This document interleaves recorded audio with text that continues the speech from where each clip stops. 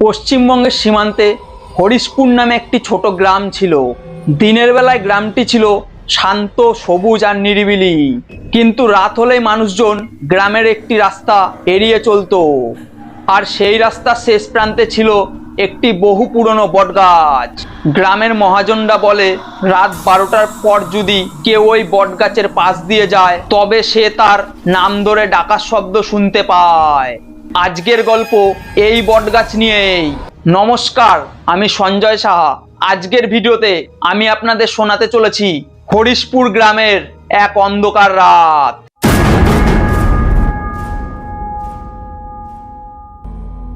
একদিন কলকাতার এক ইউটিউবার স্বপন এই ঘটনার সত্যতা জানতে হরিশপুর পৌঁছালো।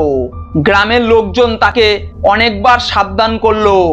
এক বৃদ্ধ বললেন, যাই হয়ে যাক কোনোভাবে পেছনে তাকাবে না, কিন্তু স্বপন এসব কথা গুজব বলে হেসে উড়িয়ে দিল। রাত তখন 11:50। সে তার ক্যামেরা, টর্চ আর মোবাইল নিয়ে বেরিয়ে পড়লো। চারদিক তখন ঝিঝি পোকার শব্দ, ঘন অন্ধকার আর বাতাসে অদ্ভুত ঠান্ডা বইছে। গ্রামের মেটো পথ দিয়ে স্বপন যখন ওই বটগাছের সামনে পৌঁছালো, হঠাৎই তার মোবাইলের নেটওয়ার্ক অদৃশ্য হয়ে গেল। ঠিক তখনই পিছন থেকে একটি পরিচিতি কণ্ঠস্বর ভেসে আসে, স্বপন একবার পিছনে ফিরে তাকাও।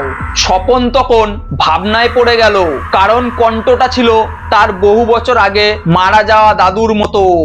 সে নিজেকে সামলে সামনে সামনে হাঁটতে লাগলো। হঠাৎ তার ক্যামেরা নিজে থেকেই চলতে শুরু করে, আর সেই ক্যামেরার স্ক্রিনে দেখা যাচ্ছে তার পিছনে যেন কেউ ধীরে ধীরে হাঁটছে। তৎক্ষণাৎ সে ঘুরে তাকাতেই দেখে রাস্তা ফাঁকা।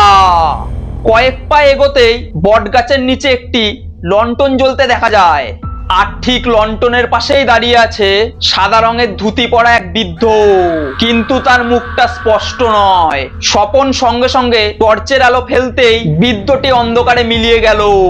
আর এইবারই হলো আসল খেলা। ঠিক সেই মুহূর্তেই চারপাশে অনেকগুলো কুকুর একসঙ্গে ডাকতে শুরু করে দিল। আর হঠাৎ ক্যামেরার স্ক্রিন কেঁপে উঠতেই ভিডিওতে দেখা গেল স্বপন ওখানে একা নয়, বরং তার ঠিক পিছনেই একটি কালো ছায়া নিঃশব্দে দাঁড়িয়ে আছে। স্বপন খুব ভয় পেয়ে দৌড়াতে থাকে, কিন্তু যতই দৌড়ায় বারবার সেই বটগাছের নিচেই ফিরে আসে। মনে হচ্ছিল এ যেন বুলবুলাইয়ার মধ্যে পড়ে গেছে। ঠিক তখনই আবার সেই কণ্ঠ ভেসে আসে, এইবার অন্তত ফিরে তাকাও। স্বপন আর নিজেকে সামলাতে না পেরে পিছনে তাকাতেই দেখে কেউ কোথাও নেই, কিন্তু মাটিতে তার নিজের পায়ের ছাপের পাশে আরো একজোড়া ভেজা পায়ের ছাপ দেখা গেল। জানো কেউ এতক্ষণ তার সাথেই দৌড়াচ্ছিল। ভোরের আলো ফুটতেই গ্রামের কয়েকজন মানুষ তাকে রাস্তার ধারে অচেতন অবস্থায় খুঁজে পেল। স্বপন সেই দিন বেঁচেই ফিরেছিল, কিন্তু সেই রাতের ভিডিও কোনোদিনই স্বাভাবিকভাবে চালানো যায়নি। ভিডিও শেষ 17 সেকেন্ড শুধু একটি দৃশ্য দেখা গেল, স্বপন ক্যামেরার দিকে তাকিয়ে দাঁড়িয়ে আছে, আর তার ঠিক পিছনে বটগাছের অন্ধকারে দুটি চোখ জ্বলজ্বল করছে। তারপরে ভিডিওটি হঠাৎ বন্ধ হয়ে যায়।